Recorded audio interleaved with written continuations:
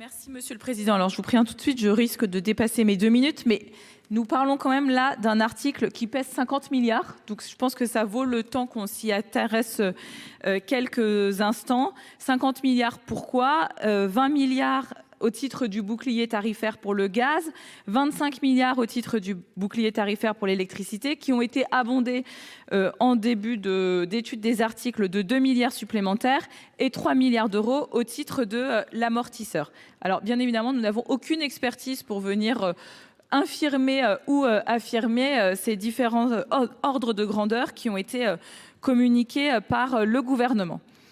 Alors effectivement, cet article 42 ter, comme je viens de vous le dire, prévoit en 2023 à la fois la prolongation des boucliers tarifaires sur le gaz et sur l'électricité, ainsi que l'instauration d'un dispositif d'amortisseur pour la seule électricité. Donc, dit autrement, pour ceux qui utilisent de l'électricité, si vous êtes un petit consommateur à un abonnement inférieur à 36 kVA, vous serez au bouclier électricité. Si vous êtes une PME jusqu'à 250 personnes ou une collectivité, vous aurez le droit à l'amortisseur, donc vous serez couvert par l'article 42 ter. Et si vous êtes au-delà, à ce moment-là, vous rentrez, vous avez accès au guichet qui est ouvert sur la mission économie à hauteur de 4 milliards. Alors cet article qui a été introduit dans le 49.3, donc qui n'a jamais été débattu par personne, est modifié aujourd'hui par un amendement du gouvernement, le 1137, qui nous a été communiqué lui aussi très tardivement, à savoir mercredi soir en début de soirée. Et cet amendement, il apporte plusieurs modifications à l'article. Déjà, il met en place un acompte pour les petits fournisseurs de gaz au titre du bouclier sur le gaz. Il prend des adaptations rédactionnelles sur le bouclier électricité et il transforme à coût constant, selon les déclarations du gouvernement, le dispositif d'amortisseur.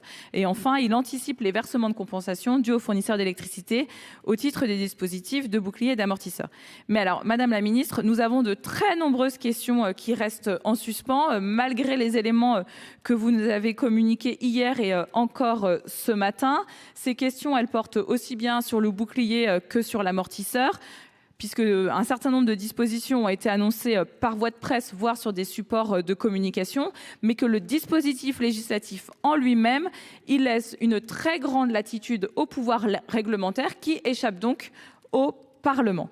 Et je voudrais avoir de votre part un certain nombre de précisions sur des paramètres qui me paraissent fondamentaux. Alors, concernant les boucliers, nous aimerions, Madame la Ministre, que vous indiquiez au Parlement le nombre d'éligibles pour le bouclier gaz et l'électricité par catégorie d'entité, notamment s'agissant des collectivités et des petites entreprises, ainsi que le volume de consommation d'électricité ouvert.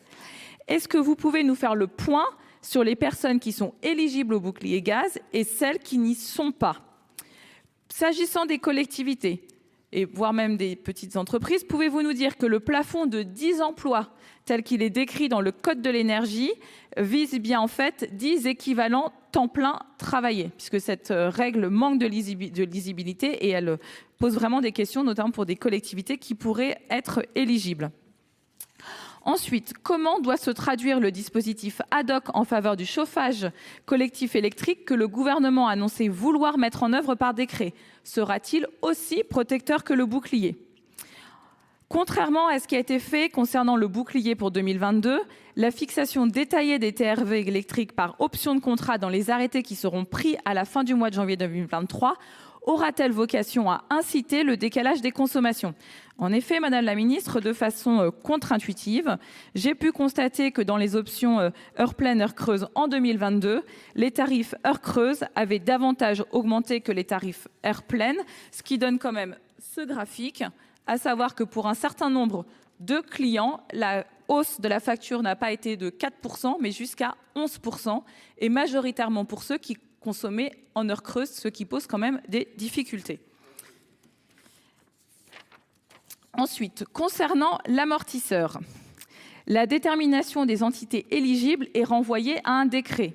Le gouvernement a communiqué sur ce périmètre, mais nous aimerions, avant de vous signer un chèque en blanc, que vous preniez un engagement formel ici devant le Parlement sur le détail de toutes les entités qui seront éligibles au mécanisme. L'ensemble des paramètres structurants du dispositif sont également renvoyés à un décret. Des annonces ont été faites le 29 novembre dernier, mais là aussi, nous demandons à ce que Madame la Ministre prenne des engagements formels sur la définition de ces paramètres. En effet, dans le texte qu'on va adopter très certainement dans quelques minutes, les prix planchers et plafonds sont déterminés par décret. Il est même prévu qu'on puisse avoir des planchers et des plafonds différents suivant les catégories de consommateurs. Donc, est-ce que vous pouvez nous dire ici que tous les consommateurs seront soumis au même dispositif d'amortisseur? Ensuite, l'article prévoit aussi que le dispositif d'amortisseur soit suspendu en cas de délestage. Alors, la mise en œuvre concrète de cette mesure doit là aussi être définie par voie réglementaire. Nous aimerions en savoir plus, puisque par définition, un délestage, il est décidé un peu à la dernière minute. Donc, est-ce à dire qu'une entité publique qui continuerait, par exemple, à accueillir des enfants dans une école, à ce moment-là, ne bénéficierait plus du dispositif d'amortisseur? On comprend bien la mesure qui était à un moment où on a besoin de limiter la consommation, de ne pas faire une incitation, mais il y a un certain nombre de dispositifs qui ne peuvent pas s'arrêter du jour au lendemain. Et donc là, on croit comprendre qu'ils ne bénéficieraient pas plus d'une prise en charge partielle des coûts de fourniture. Et enfin, s'agissant du chiffrage de la mesure, évalué ce jour à 3 milliards d'euros, nous souhaiterions que la ministre précise devant nous les hypothèses retenues, les volumes de consommation électrique et les prix, ainsi que la répartition prévisionnelle de cette enveloppe entre les différents types de bénéficiaires, les collectivités, les entreprises, les établissements publics, les associations. En fait, Madame la Ministre, je suis désolée d'avoir cette longue liste de questions devant vous, mais étant donné les conditions dans lesquelles le Parlement, il est très certain que cette Chambre sera certainement la seule qui aura l'occasion de discuter quelques minutes des 50 milliards qui sont sous-jacents à cet article. Vous preniez le temps en fait d'expliquer vraiment précisément ce qu'il en est et que tout ça figure au compte-rendu, ce qui aura une valeur plus engageante que les différentes annonces qui ont pu être faites par voie de presse. Merci Madame la Ministre. Monsieur Genet. Merci. Monsieur Genet de souhaiter également intervenir sur l'article et la parole. Merci Monsieur le Président, Madame la rapporteure, Madame la Ministre.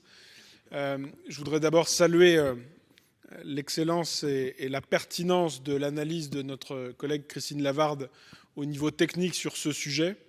Je m'associe tout à fait à la remarque qu'elle vient d'avoir sur les conditions dans lesquelles finalement nous sommes amenés, nous le Parlement, à pouvoir être associés à la gestion de cette crise énergétique.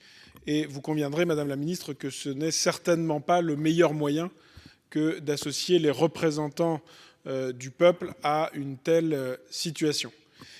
Moi, j'ai vraiment le sentiment que nous sommes assis sur une bombe énergétique. On a le sentiment qu'elle n'a peut-être pas encore explosé en 2022 parce qu'effectivement, il y a eu, il faut le reconnaître, un certain nombre de mesures qui ont déjà été prises par le gouvernement et par l'État, et on peut les saluer, même si elles ne sont certainement pas toutes parfaites. Mais sur le terrain, on a vraiment le sentiment que 2023, ça va être le véritable rendez-vous. Et ça ressemble un peu au salaire de la peur, vous savez, où on a un peu le sentiment de conduire un camion rempli de nitroglycérine et à chaque bosse, on se dit que ça va exploser. Les bosses, elles sont très très nombreuses. On en a déjà parlé au moment de la discussion sur le filet de sécurité pour attirer votre attention, attirer l'attention du gouvernement sur un certain nombre de collectivités locales qui vont être dans des très grandes difficultés en 2023. Les bosses, ça peut être également, par exemple, la fin des tarifs réglementés sur le gaz pour les particuliers. Alors bien sûr, il y a dans cet amendement 42 ter un dispositif pour le deuxième semestre 2023, mais imaginez pour les millions de foyers qui vont s'apercevoir au cours du début de l'année 2023 qu'ils ne pourront plus bénéficier des tarifs réglementés, l'inquiétude qui peut apparaître. Et puis, il y a également, il faut le dire, tous ceux qui n'ont pas droit aux tarifs réglementés, qui franchement ne le comprennent pas. Je pense aux boulangers, je pense aux artisans, aux bouchers, aux pâtissiers, celui de ma commune qui me disait mais comment je vais faire? Mon résultat annuel est de 25 000 euros et l'augmentation de la facture d'énergie c'est 40 000 euros. Donc même s'il y a un amortisseur à hauteur de la moitié, ça va être 20 000 euros. Comment je fais? Est-ce que ça vaut encore le coup que j'ouvre mes boutiques? Merci, donc, monsieur, je dépasse, mais juste quelques instants, Monsieur le Président, parce que effectivement, c'est quand même un sujet d'importance. Vous pourrez réintervenir sur les articles ou sur les amendements. Alors, je conclus, Monsieur le Président. On a je crois, été tous très raisonnables dans le débat ce soir. C'est quand même un sujet essentiel. Il faut, Madame la Ministre, au-delà de renvoyer à des décrets, dire très rapidement aux Françaises et aux Français à quelles aides ils vont pouvoir vraiment bénéficier, parce que l'inquiétude grandit énormément. Monsieur le rapporteur général. Oui, je vais rester malheureusement, Madame la Ministre, sur le même registre. Autant vous le dire, je pense que le gouvernement auquel vous appartenez n'est pas au rendez-vous de la situation, notamment de la gravité possible de l'instant, et notamment, je le dis, vis-à-vis du Parlement. La manière dont vous proposez que le Parlement travaille n'est pas acceptable. Elle est inentendable. Nous avons reçu les premiers éléments mercredi soir pour... Non, mais Madame la Ministre, on ne va pas chipoter, que ce soit mercredi matin, mercredi soir, c'est juste inadmissible. Personne n'a les informations et je vais vous dire, chat échaudé, craint l'eau froide. On a fait confiance au gouvernement, certainement à tort, vis-à-vis de la contribution sur la rente inframarginale. Qu'est-ce qui s'est passé derrière? Il y a eu des tuyauteries un peu bizarroïdes, vous avez fait des plus, des moins, plus personne s'y retrouve. Et je le redis, tout ça pour finir par faire ici un mauvais coup aux représentants qui siégeaient du Sénat. Donc, en fait, on devrait, moi je vais vous dire ce que je pense. Vous nous demandez tellement de voter à l'aveugle qu'on devrait s'abstenir. Mais je ne vous ferai pas ce plaisir-là. Néanmoins, nous serons très exigeants parce que ça n'est pas entendable de travailler dans ces conditions. Il y a eu plusieurs minutes où notre rapporteure Christine Lavarde a posé des questions. Bien évidemment, vous n'allez pas pouvoir répondre à toutes, mais nous ne lâcherons pas ce dossier parce que lorsque demain et après-demain, nous aurons, vous comme nous, des comptes à rendre, nous devrons être exacts au rendez-vous et être comme une question de notre collègue Fabien Genet vient d'arriver, c'est la question qui va être éligible, dans quel, moi je pense également dans quelles conditions, c'est-à-dire que je pense que les aides que vous prévoyez pour à l'endroit des acteurs économiques vont certainement être trop faibles, mais voilà, il faut bien commencer par quelque chose, mais vraiment de grâce, ne vous réfugiez pas derrière uniquement le pouvoir réglementaire. On aura besoin de se serrer les coudes tous. Voilà, donc c'est un message que j'adresse au gouvernement qui, pour l'instant, a très mal commencé sur ce sujet. Madame la Ministre. Alors, j'entends ce que vous me dites sur le dépôt d'amendements. Comme vous le savez, il a été déposé dans les temps, mais surtout, il a été déposé à l'Assemblée nationale. C'est-à-dire que l'amendement dont nous parlons est une modification à la marge d'un texte qui a été présenté à l'Assemblée nationale. Pas assez discuté certainement, puisqu'il y a eu le 49.3, comme vous l'avez souligné, mais qui était disponible. Et comme vous pouvez le constater, ce n'est pas un amendement sur 42 milliards d'euros, c'est un amendement qui corrige une partie de l'amortisseur qui porte sur 3 milliards d'euros, on en a parlé à l'instant, dont l'enveloppe n'est pas modifiée. Pour vous donner les renseignements que vous évoquez, alors, plusieurs choses. D'abord, ça, je dirais, c'est l'aspect à qui profitent ces différents dispositifs. Vous avez aujourd'hui sur le site de gouvernement différentes foires aux questions qui permettent de répondre à toutes les questions que vous levez. Pour répondre typiquement à la question est-ce que c'est 10 ETP ou est-ce que c'est 10 salariés, c'est bien 10 ETP. C'est pour vous dire qu'il y a une communication qui a été faite et que nous avons anticipé. Si je peux juste répondre à vos questions, parce que c'est celle que vous me posez. Vous me demandez combien de TP, je vous réponds. Vous me demandez à qui ça profite, je vous réponds également. Et je vous renvoie sur des documents qui sont publics, qui sont à votre disposition et qui permettent justement de clarifier et de jouer ce rôle aussi d'interface avec les entreprises, avec les gens qui vous interrogent, pour pouvoir les accompagner. J'entends ce que vous me dites, nous sommes tous dans le même bateau et nous avons cet esprit de responsabilité. Ces éléments-là, ils sont donc à votre disposition. Après, il y a le contrôle parlementaire, qui est une autre chose, c'est-à-dire combien de térawatts et combien ça coûte, qui est l'autre aspect. Donc, on a effectivement communiqué un certain nombre d'éléments. Sur le bouclier gaz, donc, vous connaissez le dispositif qui a été appliqué toute l'année 2022. Il a été étendu. Sur l'extension, le bouclier s'applique désormais aux structures d'hébergement social, donc hébergement pour demandeurs d'asile, résidence sociale, environ 2775 structures collectives, pensions de famille, foyers de jeunes travailleurs, foyers de travailleurs migrants, les logements en intermédiation locative, environ 1250 structures collectives et 21 000 logements en diffus. Il s'applique également sur les structures sociales et médicalisées, 17 000 structures, principalement des EHPAD, 7 500 structures, des résidences autonomie, 2 300 structures, des instituts médico-éducatifs, 1 300 structures, et des établissements d'accueil non médicalisés, 3 100 structures. Aux casernes de gendarmerie locative, c'est-à-dire appartenant à l'État, une collectivité locale, un organisme HLM ou un acteur privé qui répercute la hausse du prix du gaz sur les gendarmes hébergés.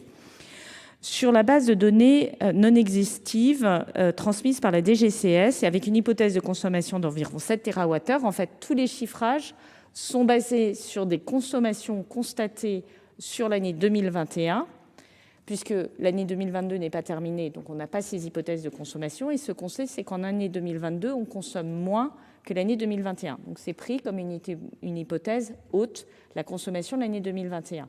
Ensuite, on catégorise autant que possible sur la base des informations dont on dispose et on calcule les dispositifs sur la base d'hypothèses de prix s'agissant du gaz ou de l'électricité. Et c'est comme ça que les enveloppes sont calculées. S'agissant du bouclier électricité, vous avez raison de souligner que le projet de décret est en cours de finalisation. Là encore, par parallélisme des formes, le projet de décret reprend la même liste de bénéficiaires que le décret pour le projet du bouclier tarifaire. Donc, on va retrouver HLM, logement de fonction de la gendarmerie nationale, hébergement pour réfugiés, EHPAD, logement diffus pour personnes défavorisées, etc. Là, on part sur une consommation de 5 TWh. Le coût en année pleine devrait être de 800 millions d'euros et le coût de 2023 est de l'ordre de 300 millions d'euros. Donc, si vous additionnez ces différentes sommes, vous arrivez à 2 milliards d'euros, qui est la somme que vous avez votée en introduction de cette séance. Vous avez un bouclier tarifaire pour les clients non résidentiels sur la base de l'Observatoire des marchés de détail de la Creux. C'est une consommation de l'ordre de 19 TWh sur une année et 2,3 millions de sites de consommation, dont 1,5 sont au tarif réglementé. Sur la question que vous posez de la répartition des communes, vous avez à peu près 30 000 communes qui sont dans le dispositif du bouclier, et donc ce qui dépasse, entre guillemets, est dans le dispositif de l'amortisseur. Sur la question des boulangers, pourquoi les boulangers? Vous avez en gros quelques professions qui ont des puissances installées plus importantes que, on va dire, ce que représente leur chiffre d'affaires ou la taille de leur activité. Ce sont les boulangers, puisqu'ils ont des fours. Ce sont souvent les bouchers charcutiers, parce qu'eux, ils ont des chambres froides qui sont qui consomment des niveaux de puissance élevés. C'est plus de 36 kV kilo ampères. Je ne sais plus quelle est l'unité, vous me pardonnerez. C'est pour ces raisons-là, ils échappent au tarif réglementé. Et c'est pour ça qu'ils se voient appliquer l'amortisseur. L'amortisseur en termes d'impact, si vous prenez la borne haute, c'est-à-dire les 20% de contrats d'électricité qui ont été conclus sur l'observation d'un portefeuille client. Nous avons pris le portefeuille client d'EDF. Nous avons travaillé de manière très proche pour calculer l'impact de l'amortisseur et nous avons repris son portefeuille client par quintile de coût moyen des contrats prix d'électricité. Donc vous avez en gros 20% des contrats qui sont au-dessus de 500 € du mégawatt.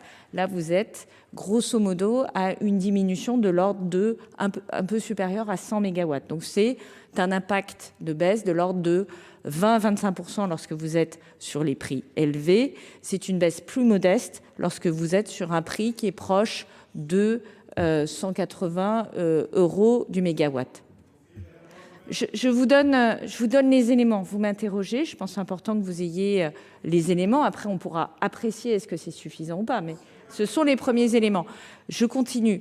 Vous avez la possibilité, dans certaines situations, de cumuler avec le dispositif de guichet qui est ouvert aujourd'hui auprès de la Direction générale des finances publiques. Et vous savez que le ministre Le Maire s'est engagé à simplifier strictement ces demandes de manière à pouvoir, un, les instruire vite, deux, verser préalablement des montants, donc faire des avances de trésorerie sur la facture future, de façon à permettre à ces entreprises de continuer leur activité.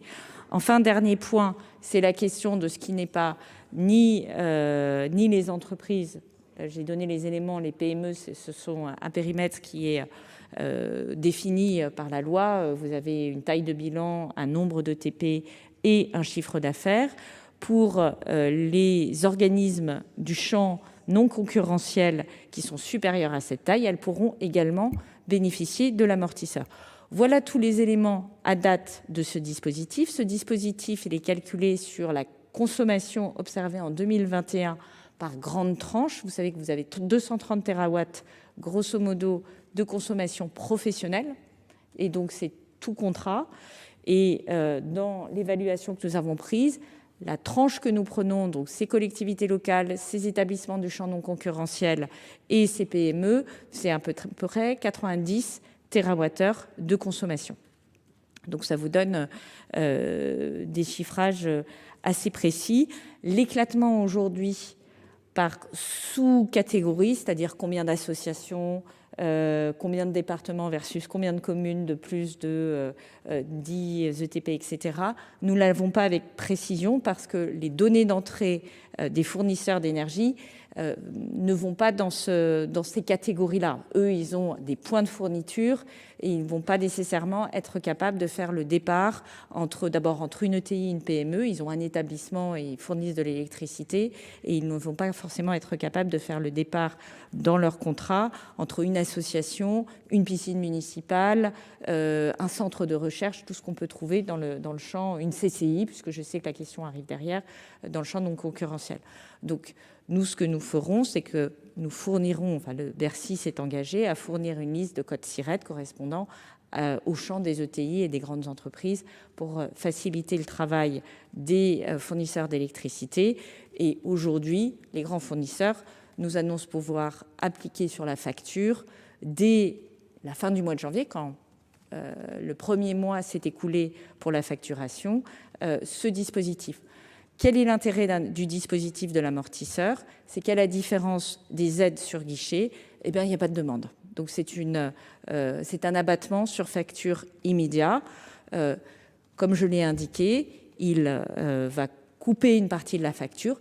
Évidemment, cela ne va pas ramener le prix de la facture au niveau de 2021. On en est tous conscients et ça fait partie des sujets de grande vigilance du ministère de l'économie qui va en parallèle accompagner avec la DGFiP et faire en sorte aussi d'accompagner de manière générale, comme on l'a fait pendant le Covid, comme on l'a fait au moment du plan de relance, les activités qui seraient en souffrance, notamment en matière de trésorerie. Voilà, j'espère avoir autant que possible éclairé en 10 minutes quand même le débat. Il est évidemment complexe. J'imagine que vous avez encore 50 questions sur le sujet, mais on est évidemment à votre disposition pour le compléter. Sachez qu'on est aussi en contact avec l'Union européenne, qu'on suit de très près les dispositifs pris par d'autres.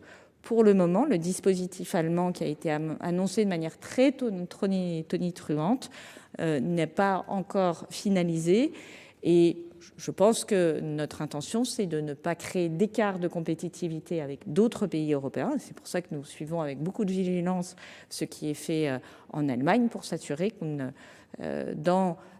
nous, ce que nous faisons qui respecte le cadre posé par la Commission européenne en termes d'aide d'État. Et vous savez que ce cadre a été augmenté, 4 millions d'euros maximum d'accompagnement pour les PME, 50 millions pour les moyennes pour les ETI et les grandes entreprises qui ne sont pas exposé à la concurrence internationale, c'est une liste de secteurs, on peut discuter si c'est exposé ou pas, mais c'est 50 millions, et 150 millions pour celles qui sont confrontées à cette compétition internationale.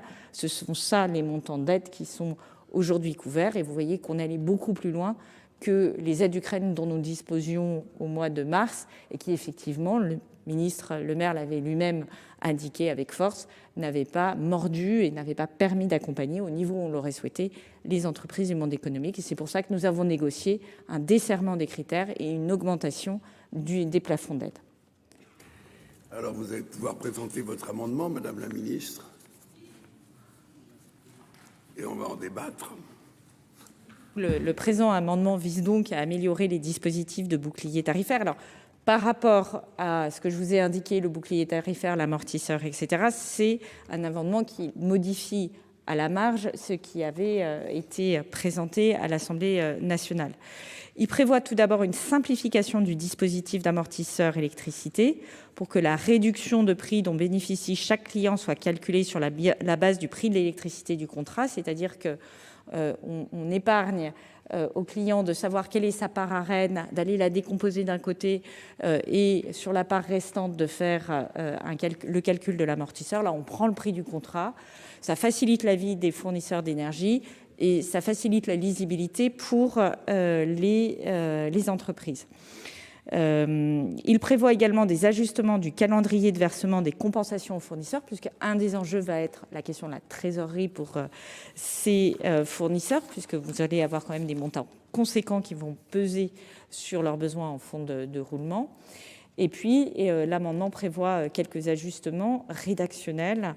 Et effectivement, il y aura un texte réglementaire derrière qui sera en support, mais ce que je vous ai indiqué au banc, ce que nous pouvons encore vous fournir et ce que nous mettons en œuvre, notamment dans la foire aux questions, sont autant d'éléments qui seront reflétés dans le texte réglementaire et par l'inverse, qu'on soit clair, le texte réglementaire tiendra évidemment compte des différents points de communication que nous avons faits pour essayer de donner le maximum de visibilité sur un sujet complexe, aux entreprises. Je rappelle une dernière chose, c'est que le guichet de la Reine, il s'est fermé hier. Donc vous voyez que dans la construction du prix pour les entreprises, on est en flux continu. Le guichet de la Reine s'est fermé hier, 148 TWh demandés, et ensuite la répartition sera faite et la Creux a communiqué, je crois, hier soir ou ce matin. Alors sur l'amendement 837 du gouvernement, quel est l'avis de la commission, Madame la rapporteure? Je pense que vous l'avez compris tout à l'heure, on a une possibilité d'expertise assez limitée. Il y a quand même une vraie dissymétrie d'informations entre ce que c'est le gouvernement et ce que c'est le Parlement, parce que un certain nombre d'informations qui viennent de nous être communiquées auraient pu nous l'être bien avant, auraient pu figurer dans les commentaires d'articles, et ainsi l'ensemble de la représentation nationale aurait pu avoir le même niveau d'information, et qu'on ait un vrai débat ce soir sur l'efficacité ou pas des dispositifs. Madame la ministre, vous n'avez pas répondu à un certain nombre de mes questions, qui était notamment de savoir si les niveaux de plafond qui ont été communiqués dans la presse, qui permettent aux acteurs économiques en fait de commencer à anticiper comment ils vont pouvoir être couverts par les différents dispositifs. Est-ce qu'ils doivent aujourd'hui considérer que le plafond bas c'est 180 € du mégawattheure et le plafond haut c'est 500 € du mégawattheure, et que ce plafond s'applique pour l'ensemble des éligibles au dispositif d'amortisseur, puisque le texte que vous nous demandez de voter prévoit que les plafonds soient déterminés par décret et qu'ils puissent être modulés suivant la nature du bénéficiaire. Donc ça, c'est ma première question. Et une autre question que je vous ai évoquée tout à l'heure en vous montrant un graphique, puisque là, cette fois-ci, ce sujet sera traité par voie d'arrêté dans le cadre du bouclier, c'est comment allez-vous gérer les différences d'augmentation de tarifs qui ont été constaté sur l'année 2022, où vous aviez annoncé une hausse limitée à 4% et où, dans les faits, un certain nombre de foyers ont vu une hausse jusqu'à 11%. Demain, le 4 va devenir 15. Donc, est-ce que vous pouvez nous assurer que pour certains foyers, la hausse, ça ne sera pas 20 ou 30%? Je suppose que vous réservez votre avis jusqu'à les observations suivantes de la ministre.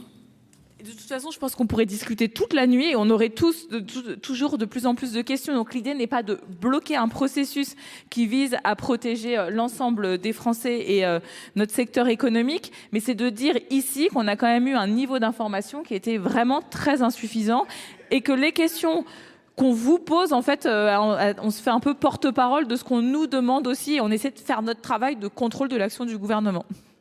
Alors, Madame la Ministre. Alors, sur les niveaux de plafond, effectivement, 180 € borne basse, 500 € borne hausse sont bien les hypothèses sur lesquelles nous travaillons. Pardon, je vais me lever du coup.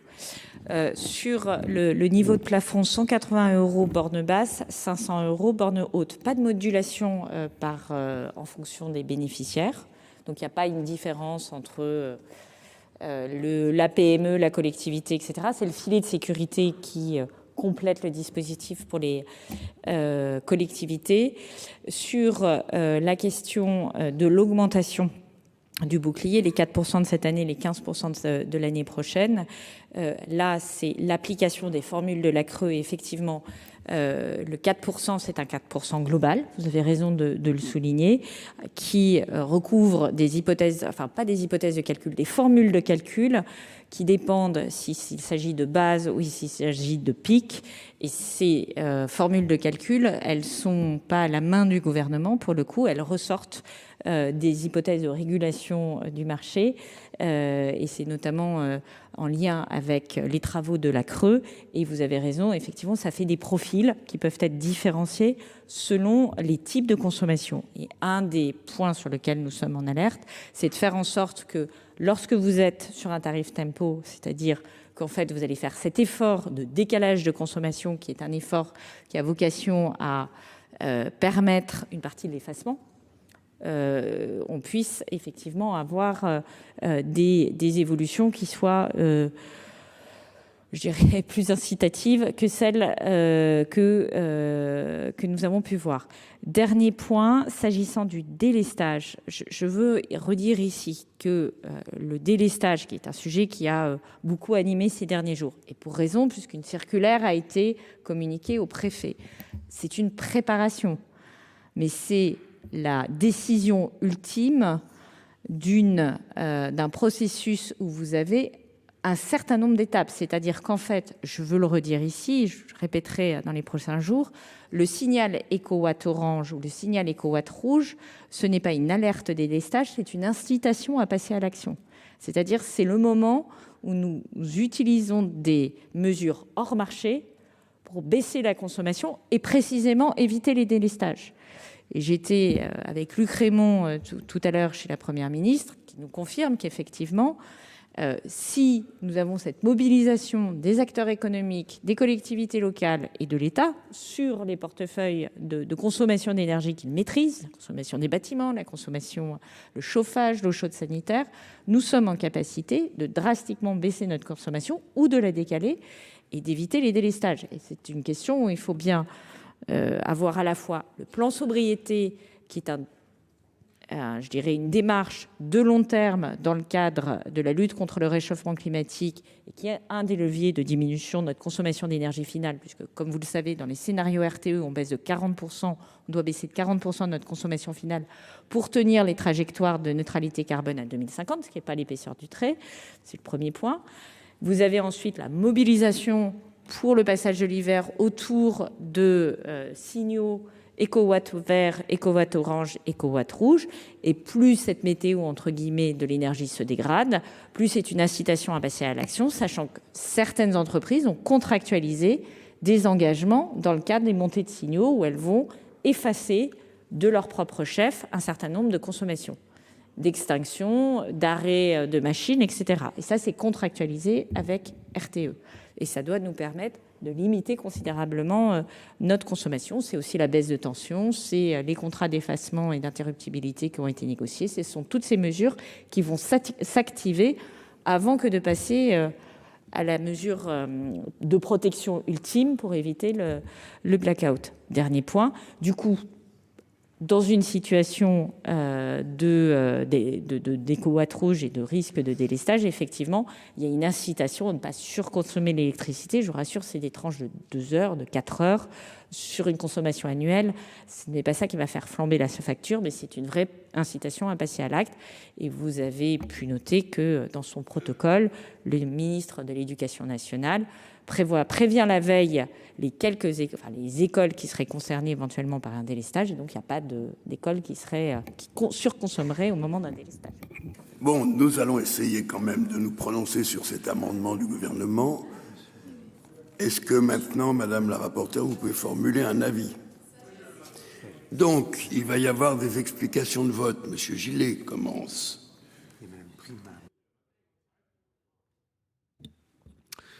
Bien.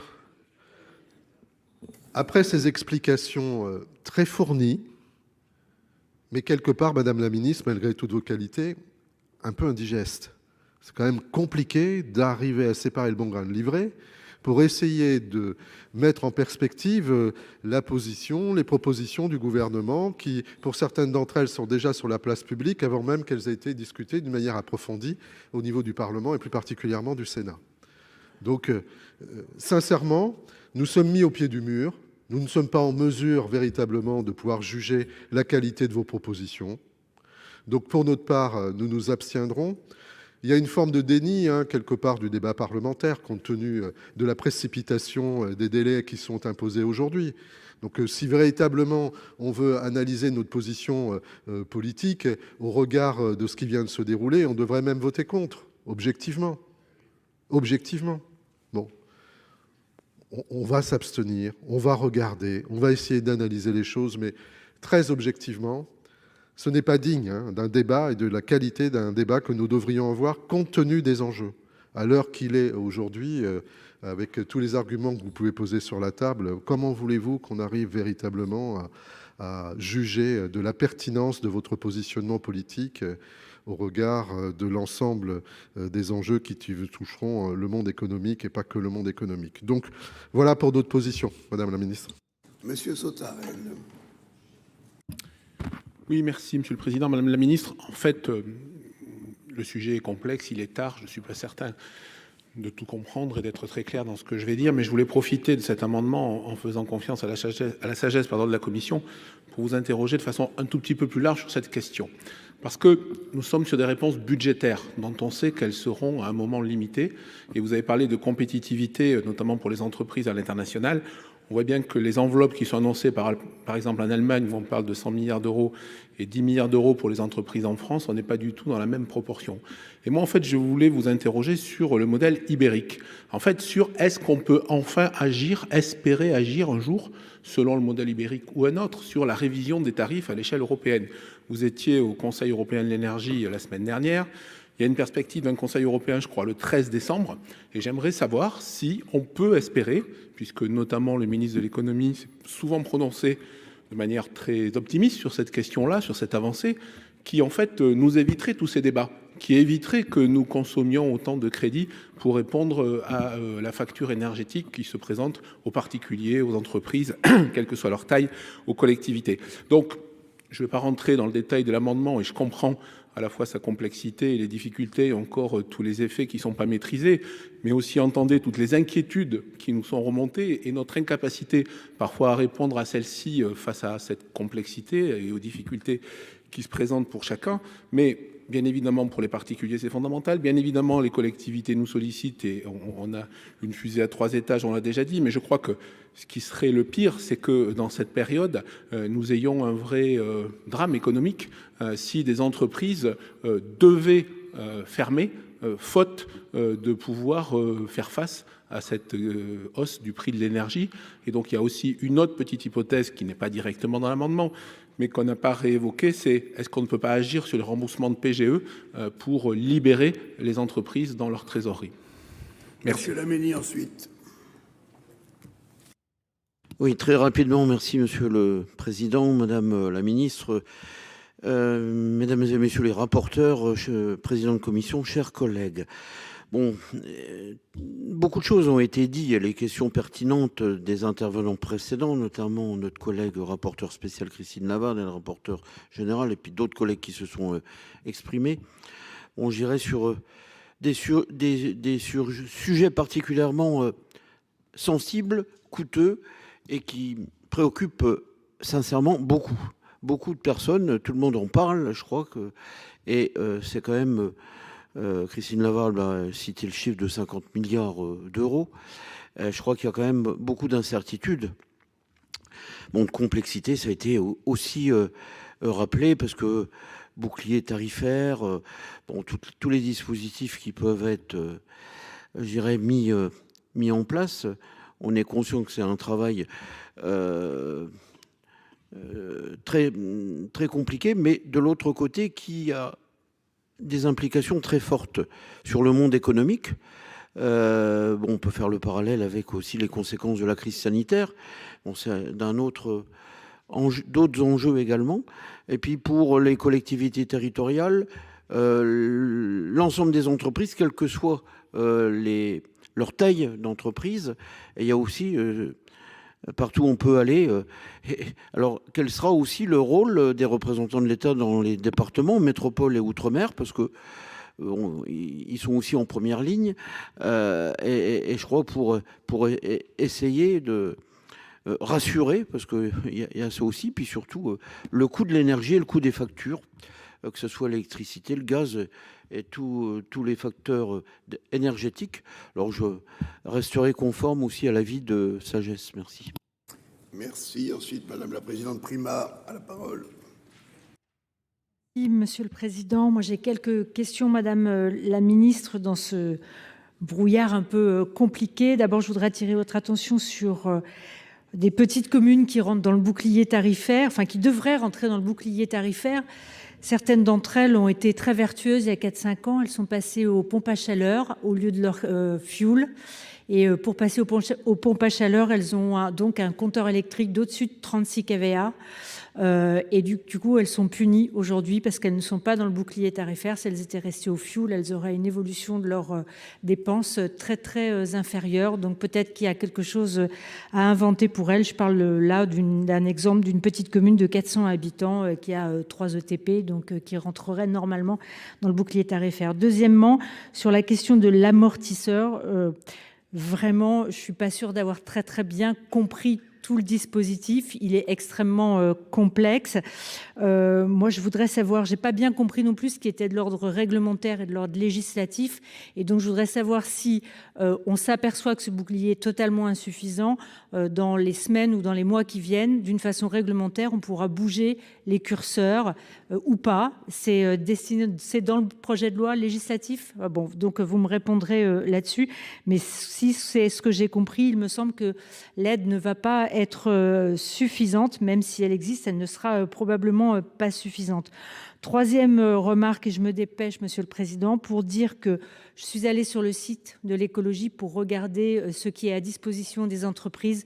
Je pense qu'aucun artisan, sans préjuger de leur capacité intellectuelle, n'est capable de comprendre exactement ce qui est dit dans le document. Donc je vous incite peut-être à le faire lire à des professionnels et jusqu'à ce qu'ils aient bien compris. En tout cas, moi, je n'ai pas compris. Donc je pense qu'il y a peut-être un peu de simplification. Et puis je rejoins mon collègue Sautarel pour dire que, évidemment, la solution pour ne pas verser de l'eau dans du sable, c'est de trouver une solution qui soit une solution au niveau européen et qui redessine une architecture du prix de l'électricité qui soit plus conforme avec les coûts de production.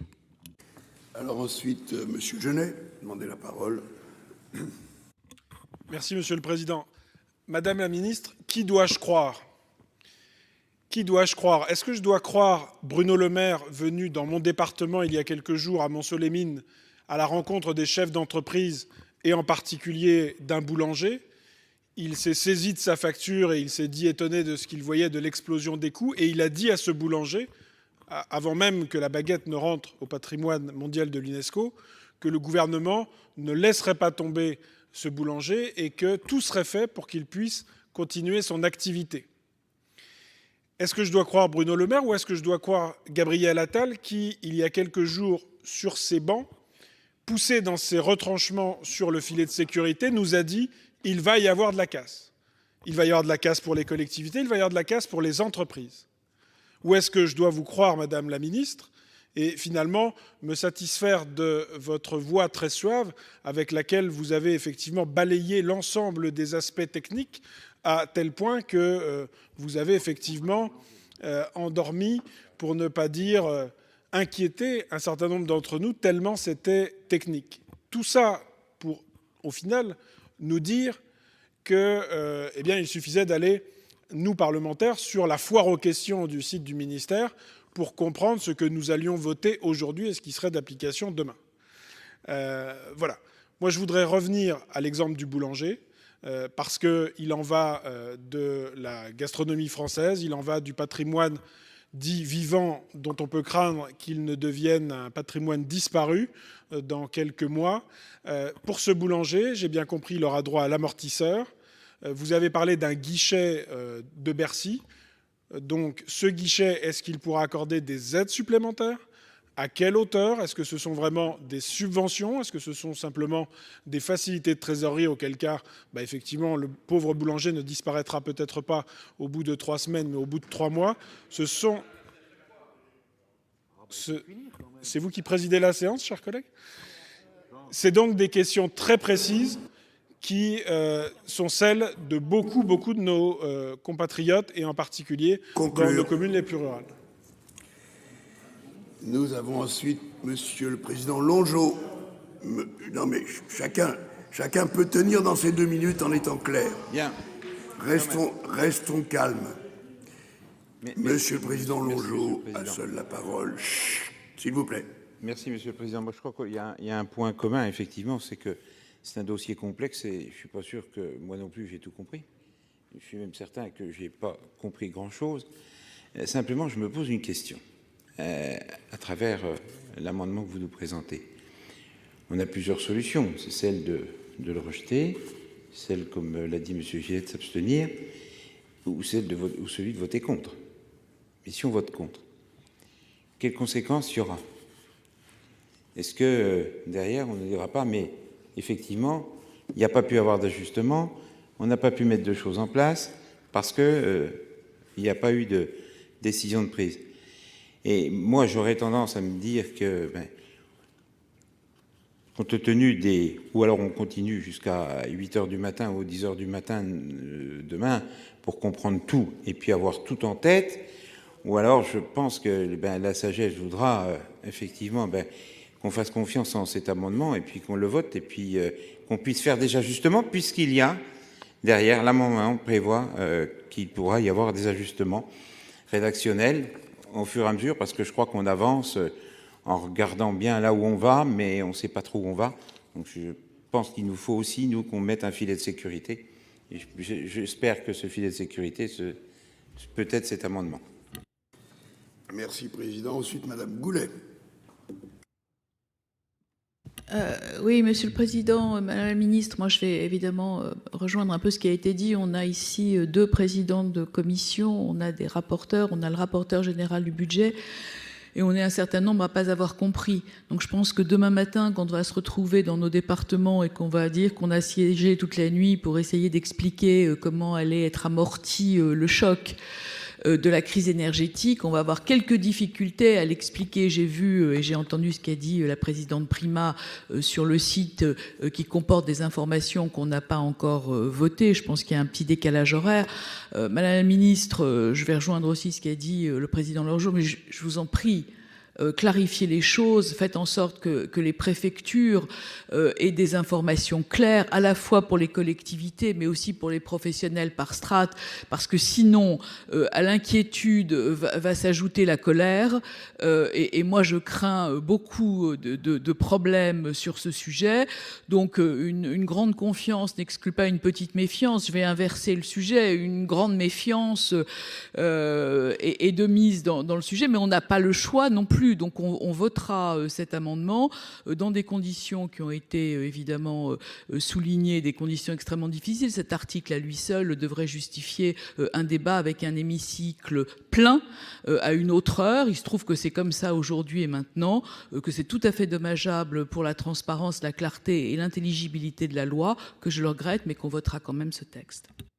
Très bien. Ensuite, monsieur le rapporteur général, monsieur Husson. Oui, j'ajouterai quelques mots dans le droit fil d'ailleurs de ce que vient de dire notre collègue la sénatrice Goulet.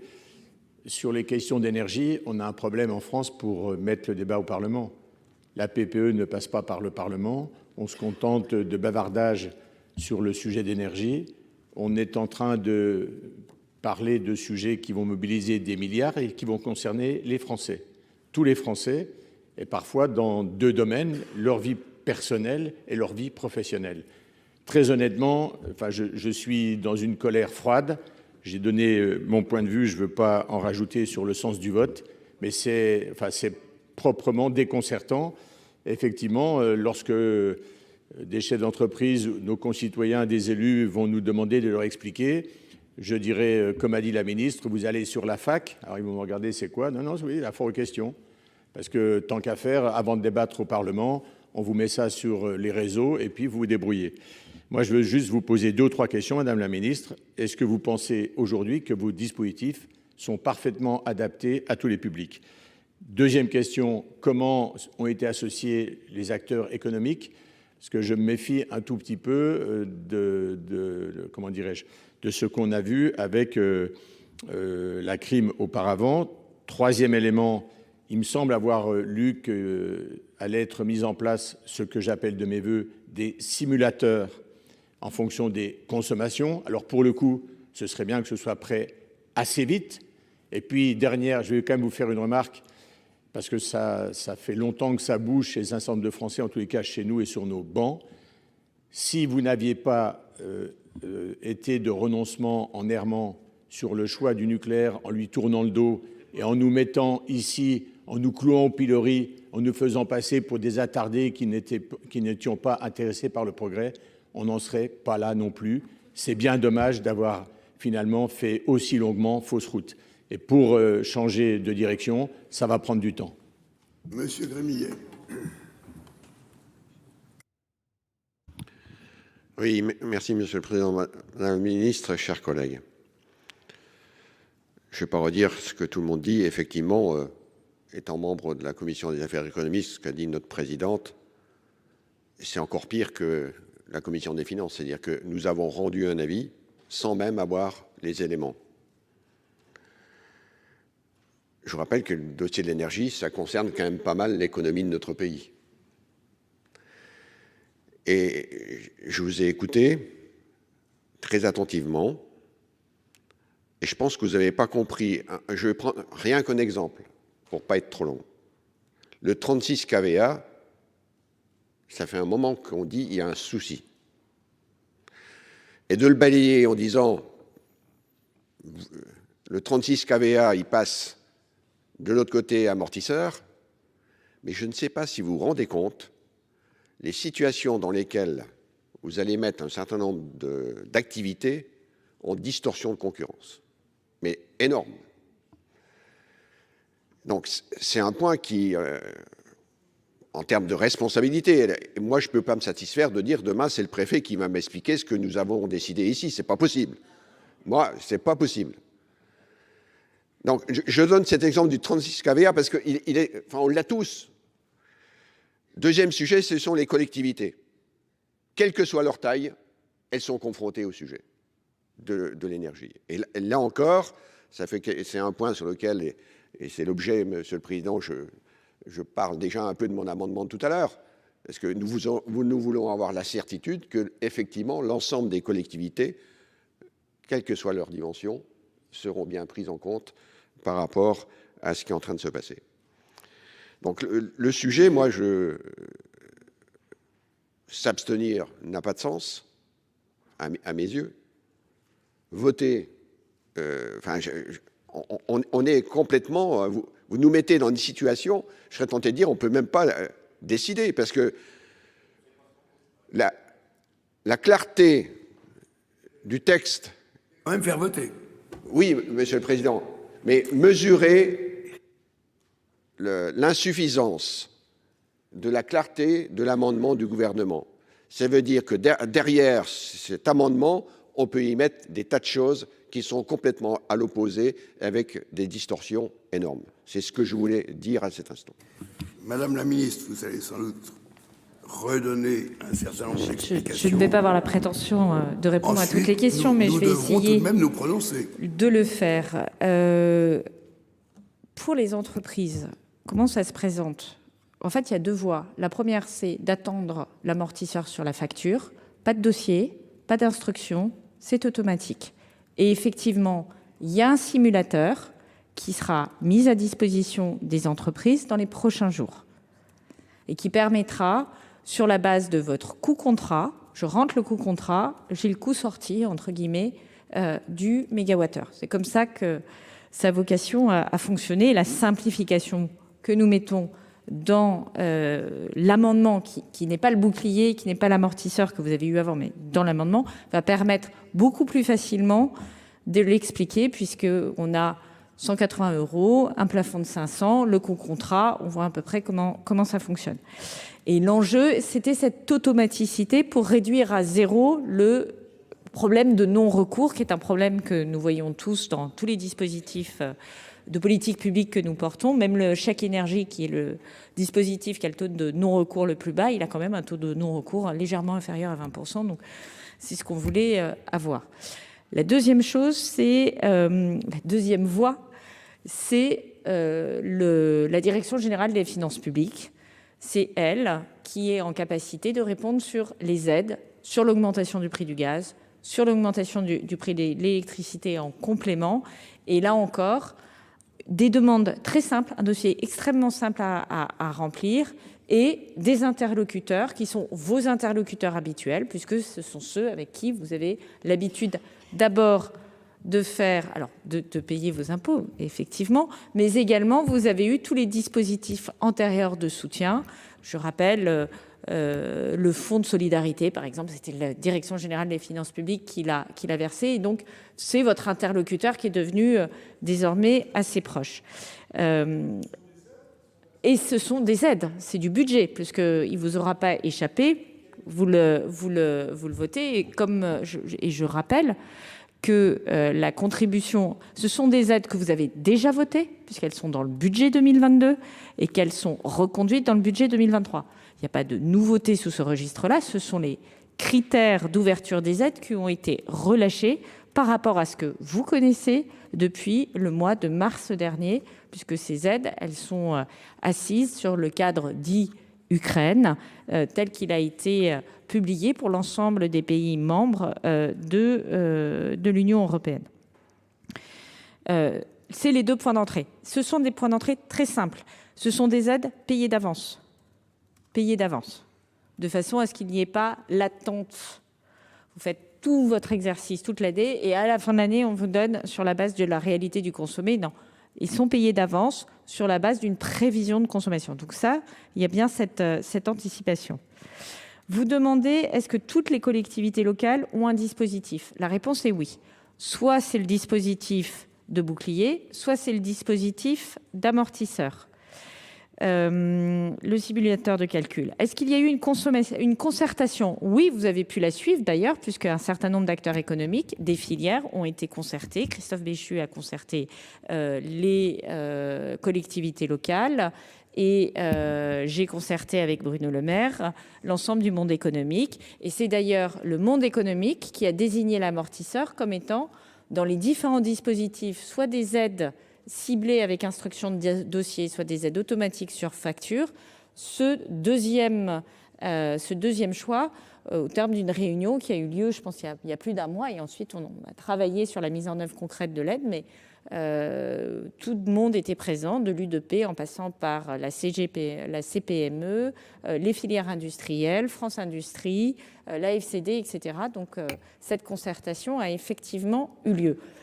Que les acteurs économiques disent l'aide est suffisante ou insuffisante, ça c'est une question de niveau. Et ça pose la question aussi des réglages. Est-ce qu'on pourra régler Oui, bien sûr, puisque c'est du domaine réglementaire, mais dans la limite de l'enveloppe des crédits.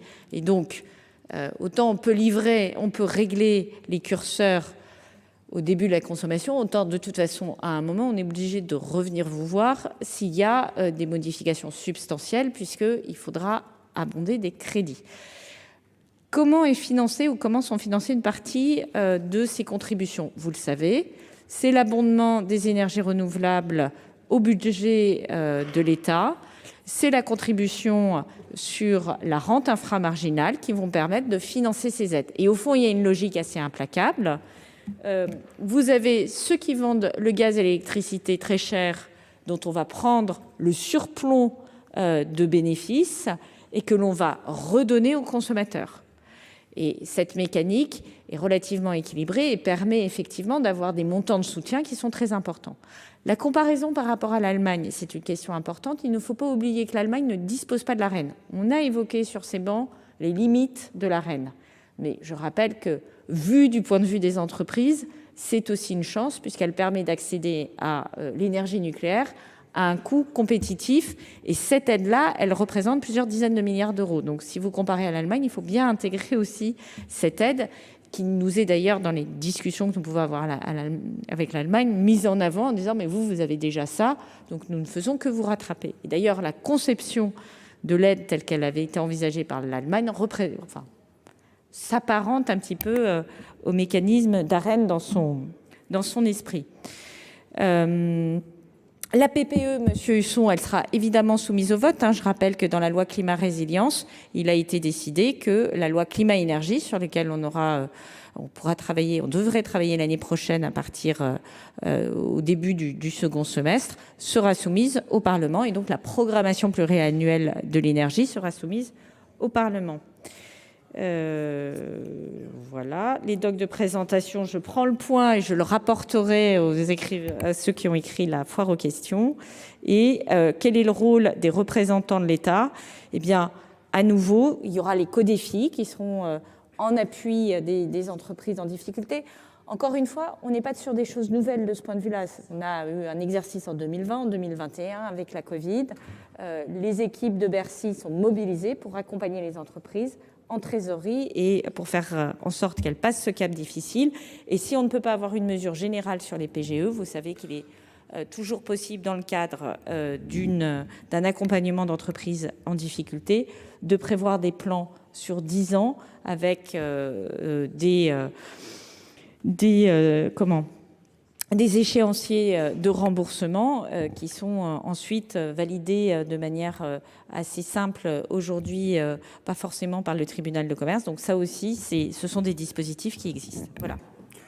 Sur le Conseil européen, parce que je remets 10 minutes de plus. Donc ce serait le moment de nous prononcer sur cet amendement sur lequel déjà beaucoup de propos ont été échangés. Le rapporteur général me suggérait la possibilité d'une suspension pour que les uns et les autres prennent vraiment connaissance de l'ensemble des éléments de ce débat avant de se prononcer. Ça paraît tout à fait raisonnable. Est-ce que 10 minutes vous paraît quelque chose de logique? Donc on se retrouve à 1h40. Nous arrivons au moment du vote sur l'amendement 1137. Madame la rapporteure, avez-vous un complément à ajouter à l'avis de la commission? Et ensuite nous nous prononcerons puisque toutes les explications de vote possibles et imaginables ont déjà été faites. Oui, merci Monsieur le Président. Et ça sera une demande au gouvernement, c'est que la Commission des finances soit informée au mois le mois de la consommation et du coût des différents dispositifs, de manière à ce qu'on puisse avoir une information transparente, d'une part sur est-ce que ça suffit ou pas au regard de ce que nous on pourra voir sur l'évolution de la situation économique du pays, et puis aussi s'assurer que les dispositifs, notamment aussi de portage de trésorerie que vous venez modifier par l'amendement pour les fournisseurs de gaz et d'électricité, voilà, sont effectifs. Et je pense qu'avec cette information qui permettrait d'avoir un peu de transparence, parce que c'est surtout ce que nous avons déploré ce soir, après sur les mécanismes, on partage tous la finalité, ça permettra peut-être d'apaiser le débat si nous avons besoin de revenir sur ces dispositifs en cours d'année dans un PLFR, parce qu'il s'avérerait non satisfaisant, enfin en tout cas perfectible, voilà, pas assez puissant, chercher le mot. Voilà, Madame la Ministre, un mot. Je pense que c'est une demande de bon sens et que de toute façon, il nous faut suivre ces dispositifs compte tenu de la situation très particulière dans laquelle nous évoluons. Alors, partager cette information avec le Parlement me semble également de bon sens. Entendu. Donc, nous votons sur l'amendement 1137 avec un avis de sagesse de la commission qui est pour.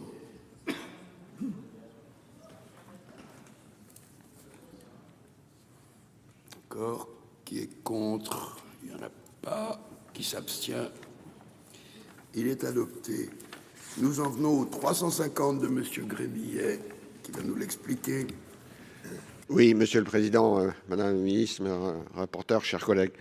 Cet amendement, je vais le retirer parce qu'il n'était dans un contexte sans avoir l'amendement du gouvernement aujourd'hui. Par contre, je voudrais vraiment mettre un point supplémentaire à l'intervention de notre rapporteur. Il y a nécessité, Madame la Ministre, d'avoir la garantie d'ajustement sur les distorsions qui pourraient exister dès lors qu'on aura connaissance effectivement de l'exécution.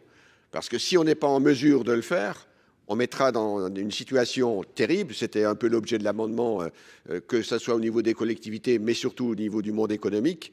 Donc c'est un engagement qui est absolument essentiel pour effectivement que l'ensemble des secteurs soient pris en considération. Parce que tel qu'il est, tel que vous l'avez expliqué, il y a encore beaucoup de zones d'ombre et il y a encore beaucoup d'éléments à avoir la certitude que nous serons en capacité de l'améliorer.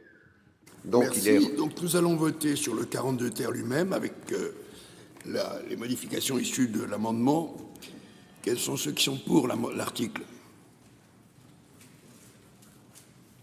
Contre? Abstention? Il est adopté.